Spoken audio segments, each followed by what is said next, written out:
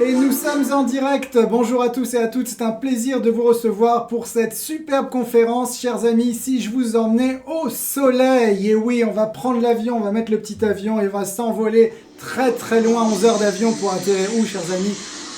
Au Mexique. Et oui, vous en avez tous rêvé. Effectivement, si je vous dis, voilà, soleil, plage paradisiaque, culture, ou encore beaucoup de culture. D'ailleurs, en parlant de culture, il y a un truc qui s'est passé en 2012 plus particulièrement. D'après vous, qui est-ce qui a prévu la fin du monde? Je vous laisse répondre sur le chat, on se retrouve juste après la vidéo.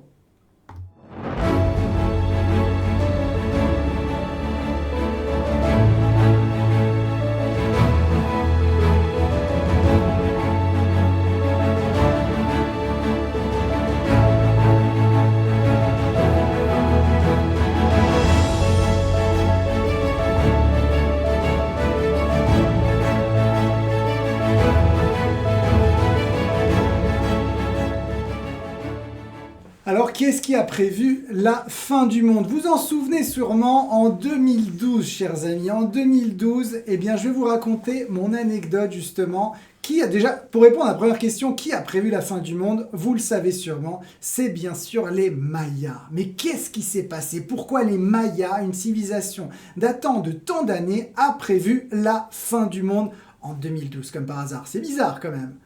Eh bien, écoutez, je vais vous le dire. J'étais en 2012, et c'est véridique, au Mexique. Tout le monde pensait effectivement que ça allait être la fin du monde. J'imagine vous derrière votre écran également.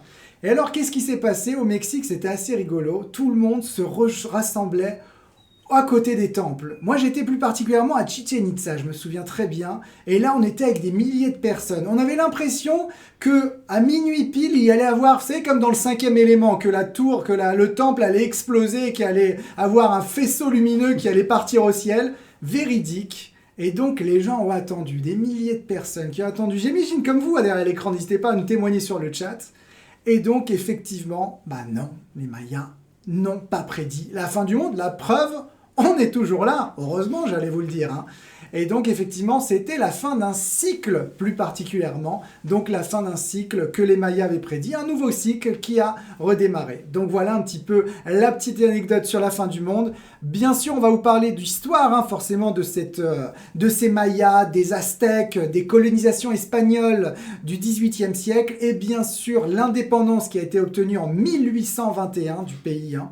Bon, on ne sait pas trop comment ça va se passer avec Trump, mais bon, on ne va pas rentrer dans les détails, sinon ça va être compliqué. En tout cas, nous, on est là pour vous parler de voyage, on va vous parler de monuments, bien sûr, du temple des Mayas, Chichén Itzá, on en a parlé, de Tikal, Palenque, que vous connaissez sûrement. Ces temples, hein, écoutez bien, construits sans outils, hein, très important, ils ont été construits avec des pierres. Très clairement, le fer n'existait pas encore à cette époque. Hein. Et quand vous regardez ça, c'est une prouesse. Voilà. On va bien sûr vous parler de gastronomie. Hein. Vous connaissez tous les tacos, les enchiladas ou encore le guacamole. Forcément, on va vous parler. Pour les plus courageux, s'il y en a sur le chat, on vous parlera bien sûr du fameux piment mexicain, qui fait partie des piments les plus forts du monde. Et bien sûr, on parlera des traditions comme le Dia de Muertos, hein, le fameux jour des morts avec, vous savez, toutes les têtes colorées qu'on aime bien, la danse mariachi, et bien sûr, forcément, si on parle du Mexique, on va vous parler de plage, du côté balnéaire. Vous savez, je ne sais pas si vous le saviez, on y trouve les plus belles plages du monde au Mexique, si je vous parle de Cancun, si je vous parle de Tulum ou encore Playa del Carmen pour les plus intimes. Voilà. Dans quelques instants, on aura la chance de découvrir notre fameux spécialiste Gabriel qui va vous présenter justement cette superbe destination. Restez bien jusqu'au bout car vous aurez une surprise et plusieurs même surprises. Donc on aura le jeu concours avec une question qui vous sera posée tout à la fin. Vous aurez la chance de jouer directement par SMS. Et puis tout au long de cette conférence, ce que je vous propose, c'est de commenter la conférence. On a la chance d'avoir un spécialiste justement qui est sur le chat qui répondra à toutes vos questions. Donc n'hésitez pas. Marquer justement le pas en répondant justement, en commentant cette conférence directement. Voilà chers amis, ce que je vous demande juste avant, c'est de mettre un petit pouce, très important, vous abonner à nos réseaux sociaux et mettre la petite cloche. La petite cloche, elle vous permet de vous rappeler que la conférence commence, hein, tous les jeudis à 10 h. Suivez-nous sur Instagram, Facebook, YouTube et TikTok. C'est là où on met toutes nos vidéos sur tous nos voyages. Bien sûr, si vous n'avez pas encore reçu, réservez votre catalogue. Je vous ai mis un lien juste en dessous. Vous pouvez cliquer dessus. Vous allez recevoir directement à domicile. D'ailleurs, n'hésitez pas à me dire ce que vous en pensez du catalogue, du coup, bien sûr. Et puis, voilà, sans plus attendre, je vous laisse en bonne compagnie avec Gabriel. Gabriel, voilà, un fanat du Mexique. On va nous expliquer pourquoi il faut partir au Mexique cette année.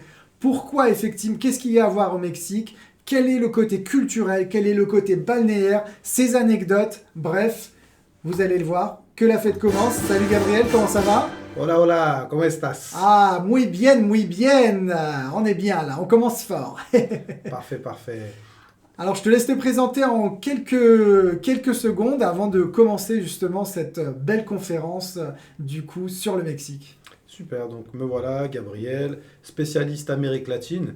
On travaille ensemble justement avec Voyagerie Gauche dans le cadre de superbes séjours, circuits sur l'ensemble du continent latino-américain. Et aujourd'hui, donc, c'est l'occasion de parler plus précisément du Mexique et j'ai même envie de dire de la péninsule du Yucatan. C'est vraiment cette région du monde qui va nous intéresser dans le cadre d'un circuit très particulier, de découverte du monde maya. Un circuit sur 7 nuits qui nous permettra effectivement de passer 5 nuits en combinant d'un côté la partie découverte, visite, un vrai circuit en tant que tel, avec 2 nuits de plage pour se reposer évidemment à la fin de celui-ci. Effectivement, puisque après toutes ces belles émotions, toutes ces belles découvertes, ce serait quand même dommage de passer à côté des plus belles plages du monde, comme tu le disais tout à l'heure. Avec grand plaisir, hâte de découvrir ça. Est-ce qu'il y en a sur le chat qui ont déjà été au Mexique? N'hésitez pas à nous faire part justement de vos expériences et sans plus attendre, découvrons ce super circuit de 9 jours, 7 nuits. Regardez, juste, si je puis me permettre, Gabriel, quand on rentre dans ce décor, là, on est au paradis. Clairement, je ne sais pas ce que vous voulez de plus. Vous avez le côté culturel, vous avez la mer, l'eau turquoise, voilà. C'est vraiment un bon combiné, c'est ça que j'aime au Mexique, comme tu le disais juste avant, c'est combiner le côté culturel et combiner le côté balnéaire. Moi, j'aime bien ce truc-là parce que, vous le savez, dans les circuits, c'est souvent beaucoup de visites. Et quand on peut se détendre tranquillement et siroter son petit cocktail sur la plage avec l'eau turquoise, c'est pas mal. Effectivement, c'est ce qui fait tout l'intérêt de cette destination, c'est ce côté très riche en découverte architecturale, historique. On va le découvrir tout au long du programme. Mais c'est vrai qu'il y a aussi pas mal d'autres avantages qu'on pourra mettre en avant sur ce programme-ci, notamment le fait que ce soit un circuit limité à 12 participants grand maximum. Pas 13, pas 14, on ne dépasse pas de 12. On est sur un minivan qui est limité à ce nombre-ci, et donc on ne peut pas le dépasser, c'est 12 personnes grand max. Chose à savoir aussi très intéressante, en plus des sites UNESCO classés au patrimoine mondial qu'on aura l'occasion de découvrir pendant ce programme, on en a 4. On pourra aussi avoir plein de petites expériences particulières, un peu spéciales qui sortent de l'ordinaire. Ça aussi, on en reparlera tout à l'heure pendant le déroulé du programme. Mais c'est vrai que l'idée, c'est ça, c'est de vous proposer les grands classiques et en même temps des petites expériences qui font la différence, qui vous permettent d'avoir quelque chose d'un peu original, authentique, qui vous ramène vraiment dans l'esprit typique mexicain tout au long de ce fameux circuit. Pour démarrer la présentation de ce circuit, j'aimerais tout d'abord vous parler un peu de la destination Mexique. Le Mexique, c'est un pays gigantesque. Sauf que comme vous pouvez le voir sur la carte, on va vraiment se focaliser sur une partie bien précise, la péninsule du Yucatan. Si on arrive à situer Cancun, là tout au nord, vous verrez donc la porte d'entrée et de sortie de votre voyage. C'est par ici qu'on arrive avec les vols. Et donc on va vraiment se focaliser que sur cette partie-ci précisément. Faut s'imaginer que toute la péninsule du Yucatan, ça fait à peu près la taille de l'Aquitaine si on doit comparer avec la France. On est sur une destination où on parle espagnol, puisqu'ils ont été colonisés par la couronne d'Espagne pendant près de 400 ans. Et puis bon, aujourd'hui, c'est vrai qu'on est à côté des États-Unis. La plupart des touristes qui viennent visiter le Mexique sont américains, donc on retrouve très facilement des gens qui parlent en anglais, principalement. Puis bien évidemment, j'ai oublié de le préciser, le guide est bien évidemment francophone pendant le circuit, tout au long du programme. Point important aussi concernant la monnaie, c'est vrai que quand on arrive avec des euros, c'est assez intéressant, puisque 1 euro égale 20 pesos mexicains. Donc pour les petites emplettes, on sort plutôt pas mal. Niveau saison météo, important à savoir, entre juin et octobre, vous êtes sur la saison des pluies. Alors on peut quand même y voyager, ça pose pas de problème en tant que tel, mais c'est vrai que si vous voulez vraiment favoriser un beau temps ensoleillé, j'ai envie de vous dire, partez plutôt pendant l'hiver de chez nous, ce qui correspond en gros à la saison sèche là-bas au Mexique. D'ailleurs, point là où par contre il faut peut-être éviter de voyager, c'est la période qui va de août à octobre. Et là, on est dans la période cyclonique. Ça peut passer, mais si vous tombez sur un cyclone, ça risque d'être assez compromis. Donc voilà, attention, de Vous août à risquez octobre. d'être décoiffé. Voilà, faut faire Ouais. attention. C'est clair, c'est le moins qu'on puisse dire, effectivement. Au niveau formalité, rien de plus simple. Il vous faut juste un passeport valable pendant tout le séjour. Après, vous avez des taxes à payer sur place quand vous quittez un hôtel. Ça, c'est normal, en fait, ça se passe comme ça au Mexique, directement là-bas. Mais par contre, voilà, juste avec votre passeport valable pendant tout le séjour, et vous pourrez voyager sur cette destination. Concernant le décalage horaire, on a 8 heures de décalage en ce moment, sur l'heure d'été de chez nous, et on passe à moins 7 heures en heure d'hiver. Important à savoir aussi. Et puis pour resituer un petit peu la destination au niveau historique, il faut savoir que le Mexique existait sur les cartes européennes qu'à partir du XVIe siècle. Les Espagnols sont arrivés en 1519, ils ont mis 6 mois pour en gros envahir tout l'empire aztèque avec leurs canons, leurs armures, leurs chevaux, chose qui était complètement inconnue en fait à l'époque pour les Amérindiens. Et donc la conquête du Mexique s'est passée très rapidement. De là, on a eu 400 ans de colonisation espagnole, ce qu'on va retrouver sur pas mal de villes coloniales, on va le voir tout à l'heure, et jusqu'à l'indépendance du Mexique en 1821. Un des premiers pays d'Amérique latine à avoir obtenu son indépendance au passage. Toujours dans les premières, sachez qu'en 2024, il y a pas plus tard qu'il y a 8 mois, on a une femme, c'est la première qui a été élue au pouvoir en tant que présidente de la République au Mexique. On salue, c'est pas le cas partout. Le Mexique l'a fait avant la France. Précisons. Bravo. Et donc, c'est l'occasion de se lancer désormais sur la présentation de ce circuit. Alors, je ne vais pas trop m'éterniser sur Cancun, la ville par laquelle on arrive et où on repart, puisqu'en fait, c'est une grosse station balnéaire, sans grand charme particulier. C'est très à l'américaine. On va dire que c'est vraiment juste là où vous allez passer la première nuit pour vous reposer. Et c'est vraiment à partir du jour 2 du circuit à proprement parler qu'on va vraiment pouvoir commencer la découverte et la visite du pays. Et justement, le jour 2, après avoir descendu toute la rivière Maya, toute cette côte hyper connue pour ses plages notamment, on a l'occasion de découvrir 2 sites dans cette journée-ci. Premier site, on va arriver sur Coba. Alors Coba, à l'époque Maya, c'était une des plus importantes cités, c'était une des villes en fait les plus imposantes déjà de par sa taille, et d'ailleurs on s'en rend très vite compte, puisque pour visiter le site de Coba, il vous faudra sans doute prendre un vélo. Ça fait partie justement des petites originalités qu'on a sur ce parc-ci. On est en pleine forêt tropicale, vous avez des pyramides gigantesques qui se distinguent en sortant de la forêt. On a d'ailleurs la possibilité d'accéder à ces fameuses pyramides et d'y monter. Et surtout, comme je vous le disais, on peut se balader à vélo parce que le site est super grand et c'est ce qui fait vraiment tout le charme de cette visite. D'ailleurs, pour ceux qui n'ont pas forcément envie de pédaler parce qu'il fait quand même 35 degrés par moment, sachez qu'il y a aussi ce qu'on appelle des bicitaxis, c'est des sortes de petits pousse-pousse qui vous promènent dans la forêt. Ça aussi, ça fait partie des petits plus qu'on met en avant sur la visite du site de Coba. Après Coba, on va enchaîner sur le site de Tulum. Alors Tulum, ce sera peut-être pas le site le plus impressionnant au niveau architectural, au niveau historique, mais par contre, c'est vrai qu'il a un cadre assez particulier. Il est vraiment en bord de mer, sur l'une des plus belles plages que j'ai eu la chance de faire. En tout cas au Mexique, c'est vraiment celle qui m'a le plus tapé dans l'œil. Vous êtes sur une falaise qui domine la mer des Caraïbes et sable blanc, cocotier juste en dessous. Vraiment de quoi se régaler. Le site du Coba, c'est vraiment quelque chose à voir, à découvrir pendant ce programme précisément. On continue la visite. Et donc, on va passer par la ville de Chetumal, qui est donc un site sur lequel on va surtout y passer une soirée avec une ambiance 100% mexicaine. Là, on est vraiment bien au sud de la rivière Amaya. On a beaucoup moins de touristes que vers Cancun. Et on va surtout retrouver ce côté 100% mexicain, en fait. C'est ce qui fait un peu le charme de cette ville où on séjourne précisément. Après Chetumal, donc, on continue la visite avec un nouveau site archéologique, le site de Coonlich.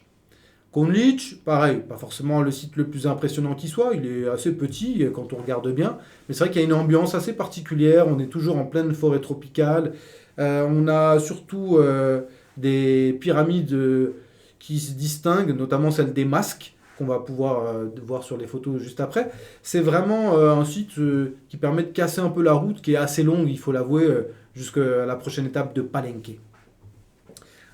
Toujours pour profiter des petites expériences un peu originales, comme je vous le disais tout à l'heure, ce sera l'occasion de faire une animation piñata.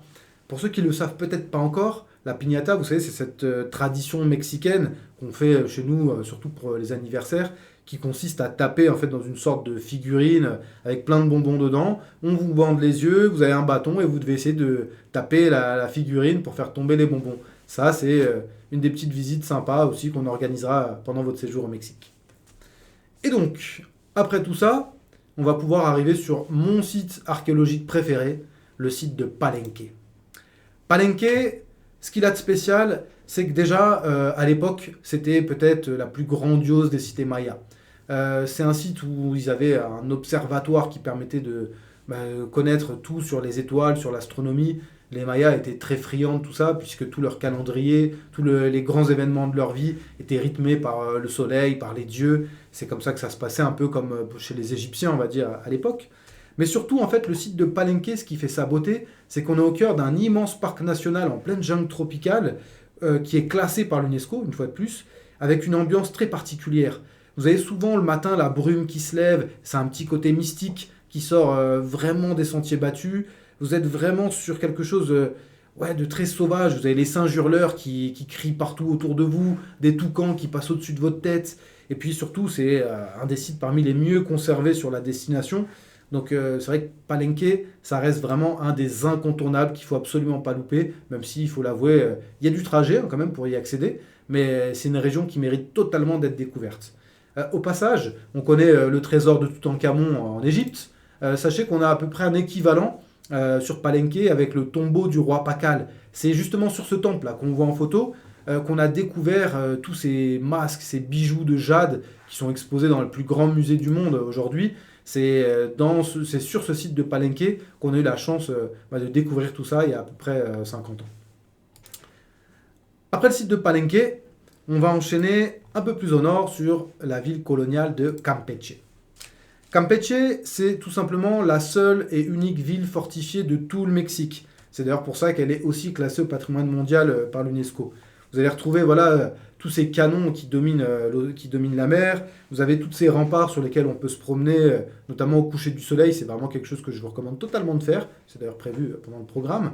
Et là, vous allez vous retrouver sur une sorte de Saint-Malo à la mexicaine, avec toutes ces belles maisons colorées, avec ces balcons en fer forgé. On a vraiment cet esprit très colonial. Je vous parlais des 400 ans de présence espagnole dans la région.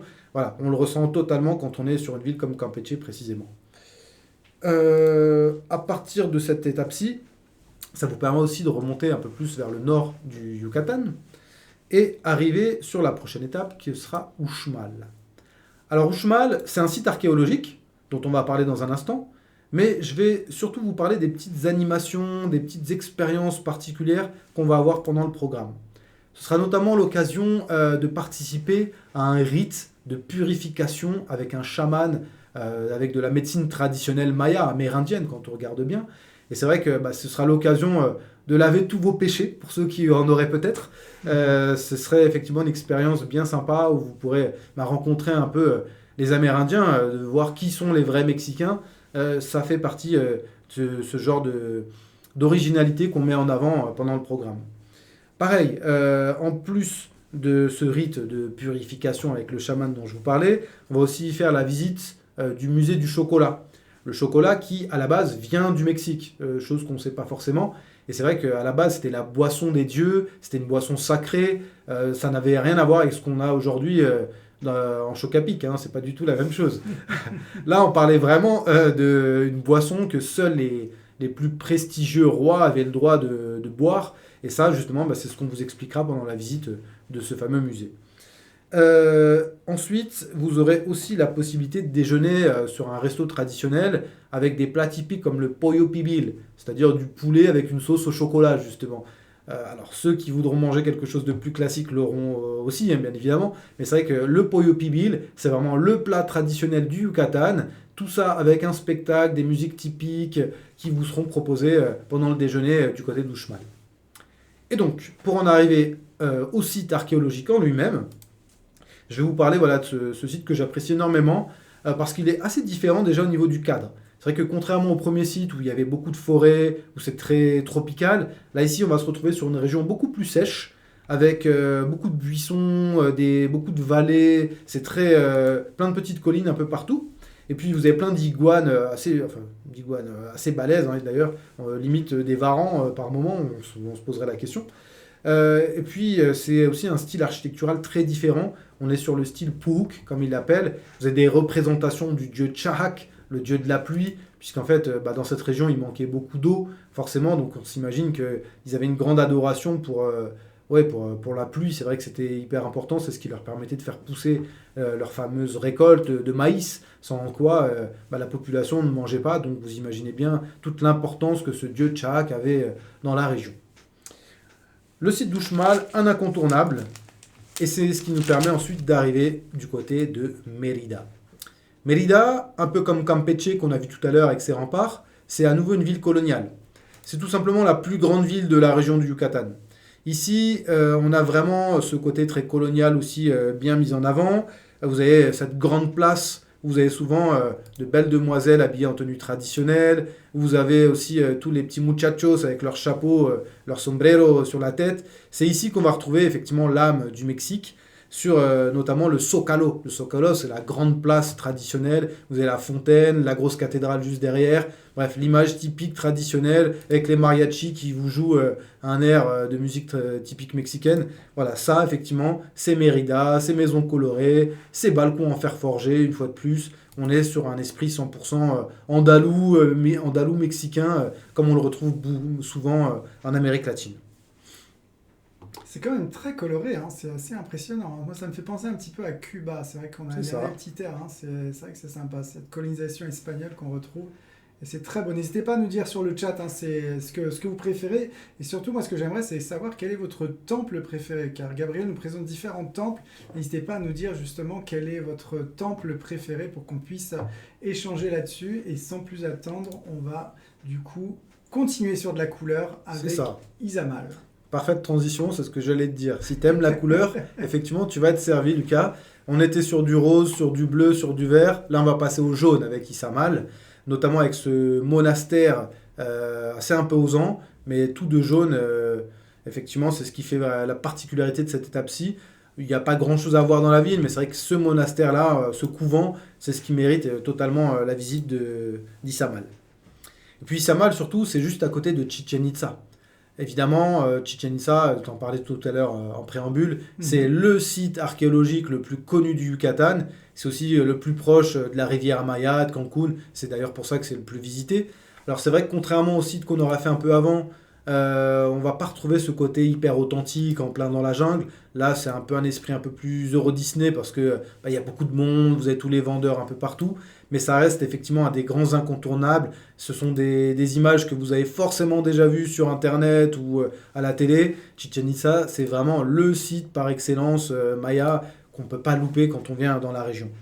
D'ailleurs, voilà, vous avez cette fameuse pyramide qui est réputée puisque tous les 21 juin, vous avez cette fameuse équinoxe avec le serpent à plumes qui se dessine sur l'ombre de la pyramide. Ça, c'est vraiment le point fort de ce site. Et puis c'est vrai que c'est ici que vous aviez tous les fameux sacrifices d'êtres humains qui se passaient en haut de la pyramide et qui étaient exposés après un peu dans toute la ville. Il y avait un petit côté un peu morbide, il faut bien l'avouer, à l'époque j'imagine. Mais voilà, ça fait partie des incontournables que vous ne pourrez évidemment pas louper lorsque vous visiterez le Yucatan. Incroyable, incroyable. Et la petite suggestion que j'ai à vous faire, si je puis me permettre, c'est de faire exactement cette photo avec le serpent à gauche et puis Chichén Itzá de l'autre côté. Très très belle photo et que vous allez pouvoir faire. Ça, je la veux sur le... Vous mettez un petit hashtag Voyage Rive Gauche, on compte sur vous. Je te laisse continuer du coup, Gabriel. Ça marche, on continue la visite. Allez, soyons fous.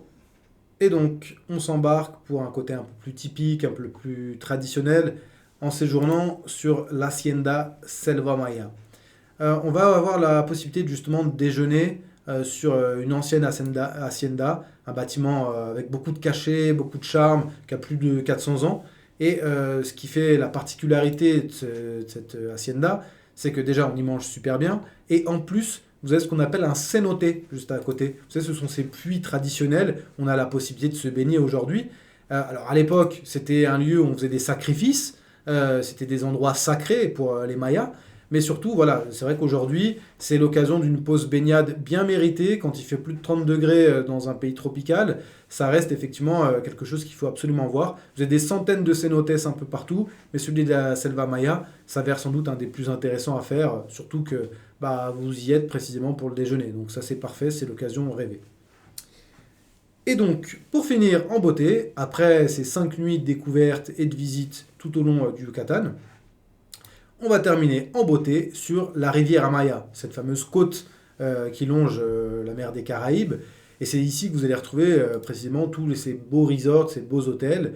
Et justement, dans le cadre de l'offre qu'on vous propose aujourd'hui, sachez que le séjour ne se fera pas sur l'hôtel habituel, en 4 étoiles, mais en 5. On va le passer en 5. Une belle surprise là que tu nous fais là, Gabriel. Ah ouais, vous savez comment on est. Du 4 au 5, c'est pas mal. Hein. C'est l'idée, c'est ce qu'on fait. Et effectivement, donc voilà, pour toutes les inscriptions sous 2 semaines, attention, vous avez la possibilité de bénéficier d'un séjour en 5 étoiles à l'Ocean Riviera Paradise. Et donc, comme vous pouvez le voir sur les photos, c'est vraiment ambiance sable blanc, cocotier, la mer turquoise, des piscines à perte de vue. Et puis surtout, on rehausse la qualité du séjour. C'est ce qui fait toute la particularité de cette offre pour tous ceux qui réserveraient sous 2 semaines. Top, bravo. Voilà, on vient de faire un petit voyage, comme vous pouvez voir, au Mexique. S'il y en a des retardataires, ne vous inquiétez pas, vous allez pouvoir rembobiner la vidéo tranquillement. Bien sûr, ce que je vous conseille, c'est d'envoyer cette vidéo à vos amis, très important, pour qu'on puisse justement partager tout cela. Et dans quelques instants, du coup, je vous propose de découvrir les prix. L'avantage qu'on a, c'est qu'on a un rapport qualité-prix qui est excellent sur le Mexique. Et donc, juste après les prix, restez bien jusqu'au bout parce qu'on a une surprise, plus effectivement le jeu concours, chers amis. Alors, passons tout de suite au prix. Alors, combien ça coûte d'avoir l'opportunité de monter sur les temples, de découvrir les temples, de se baigner dans cette eau turquoise, de goûter justement à ces fameux tacos, ce fameux guacamole mexicain, de découvrir la Riviera Maya, on l'a vu, à Tulum, très à la mode, vous en entendez de plus en plus parler. De manière générale, c'est vrai que le Mexique, c'est une destination très à la mode et donc qui plaît beaucoup. Donc vous allez pouvoir avoir un mélange, comme on le disait au début, de circuits culturels et de balnéaires également. Voilà, vous allez pouvoir voir des sites UNESCO et vous allez pouvoir voir également des sites UNESCO. Alors comment on les appelait, Gabriel? C'était quand on ne peut pas les toucher, la nourriture, qu'on disait juste avant. Le patrimoine immatériel. Le patrimoine immatériel, voilà. Je ne sais pas si vous le saviez, mais la France et également le Mexique ont leur nourriture, leur gastronomie qui est du coup classée UNESCO comme patrimoine immatériel. Et ouais, voilà. Donc, sans plus attendre, du coup, combien ça coûte d'avoir la chance de faire le voyage de Gabriel? Écoutez, chers amis, rapport qualité-prix imbattable, à partir de 2 348 €. On a des dates en novembre, ensuite en avril, juillet, août et octobre, déjà sur 2026. Ne tardez pas, on a le petit numéro en haut qui s'affiche, 01 46 57 77 deux fois, pour faire toute demande à nos conseillers. Si vous souhaitez également, Cyril nous a mis juste en bas le petit lien, vous cliquez dedans et vous allez tomber directement sur le site. Et comme son nom l'indique, vous allez pouvoir faire un devis gratuit. Donc vous allez pouvoir revoir la date qui vous intéresse, le programme au total et le prix. Et bien sûr, si vous souhaitez savoir combien coûte la chambre en supplément, la chambre individuelle, ou bien encore un supplément pour faire une extension. Et tiens, en parlant d'extension, je crois que tu as une surprise pour Gabriel, non? Oui, absolument. Puisque c'est vrai que 9 jours, 7 nuits, c'est bien, mais ça peut paraître un peu court. Ouais. Qu'est-ce que tu nous proposes? Une extension de 2 nuits minimum. Sur le séjour plage, pour ceux qui effectivement aimeraient profiter pleinement de l'expérience Riviera Maya. Et puis c'est vrai que si vous avez encore envie de découverte, si vous avez encore envie de voir du pays, on peut aussi, pourquoi pas, vous proposer de combiner avec le pays d'à côté, le Guatemala, qui est encore plus authentique que le Mexique. Donc plein de belles choses qui vous attendent pour la suite de ce voyage si nécessaire. C'est une excellente nouvelle. On peut mettre les tonnerres d'applaudissements. Je ne sais pas ce que vous en pensez derrière, chers amis, mais là, franchement, ce sont des belles surprises. On ne s'arrête pas là avec les surprises, on continue, bien sûr. On a encore Une autre surprise, il vous l'a déjà communiqué Gabriel juste avant, c'est que pour toute réservation dans les 15 jours qui suivent, très important, vous allez pouvoir voir le surclassement de passer du 4 au 5 étoiles. Ça, c'est vraiment une chance avec, je le rappelle, les photos que vous avez vues juste ici. Donc imaginez-vous, là, vous partez, vous dites à vos amis, je pars en vacances après une bonne semaine de circuit. Là, vous vous retrouvez là sur le transat juste à gauche avec votre petite pina colada. Franchement, on n'est pas trop mal là, hein. Tout ça en 5 étoiles grâce à Gabriel, voilà. Donc ça, c'était la deuxième surprise. Et enfin, la troisième surprise, et oui, pas des moindres non plus. Pour toute réservation, voilà, on vous donne la possibilité d'avoir un coffret cadeau maison. Voilà, coffret cadeau. On ne vous dévoilera pas tout, mais en tout cas, vous serez bien sûr agréablement surpris, chers amis. Donc voilà, toutes ces surprises, rien que pour vous. Restez bien jusqu'au bout, on va passer tout de suite au jeu concours. Gabriel, qu'est-ce que t'en penses? C'est une bonne idée. Allez, soyons fous. Eh bien, le jeu concours, vous le connaissez. Comme toutes les semaines, du coup, il suffit de jouer directement avec vos téléphones. Allez chercher vos téléphones portables.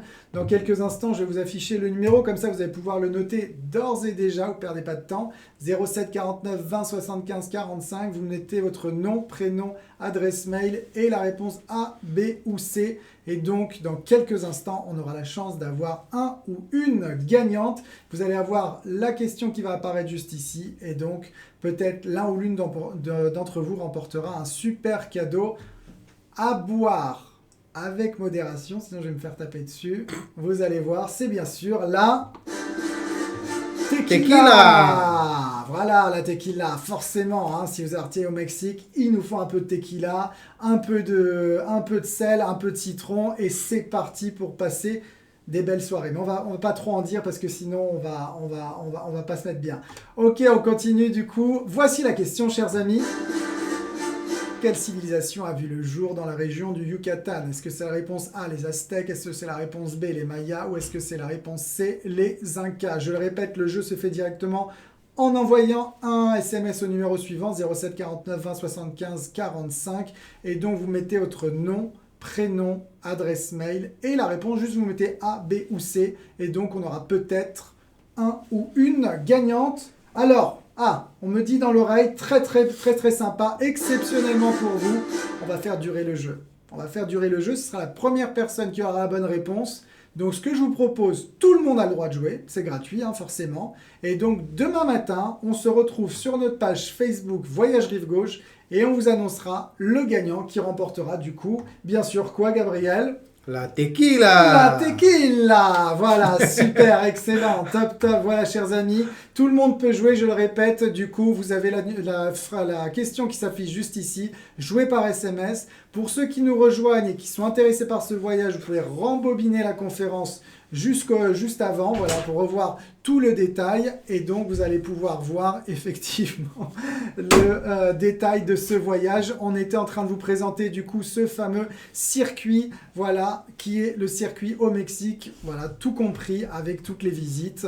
Les petits groupes, très importants, 12 personnes, pas plus, vous êtes bien.